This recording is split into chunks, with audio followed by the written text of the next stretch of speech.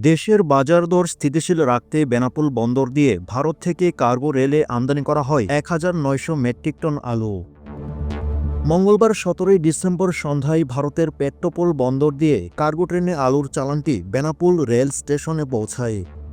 চালানটি খালাসের জন্য রাত ৯টায় নওড়াপাড়ার উদ্দেশ্যে যাত্রা করে বেনাপোল স্থলবন্দর C and F agent messrs Bangladesh logistics service চালানটি ছাড় করানোর প্রক্রিয়া সম্পন্ন করেন।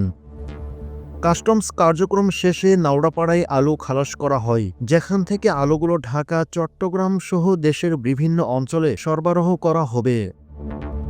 Benapole rail station master Saifuzzaman জানান, ভারতীয় রপ্তানিকারক মালদার ডিলাক্স ইন্টারন্যাশনাল এ চালান সরবরাহ করে। আমদানিকারক ছিলেন রাজশাহীর চাঁপাইনবাবগঞ্জের সাজ্জাদ এন্টারপ্রাইজ। কার্গো ট্রেনের ৪২টি ওয়াগনে ৩৮,০০০ ব্যাগ আলু আমদানি করা হয়, যার মোট ওজন ১৯ লাখ কেজি। এ পণ্য চালানের আমদানি মূল্য ৪,৩৭,০০০ মার্কিন ডলার। প্রতি কেজি আলুর মূল্য বাংলাদেশি টাকায় ২৭ টাকা ৬০ পয়সা।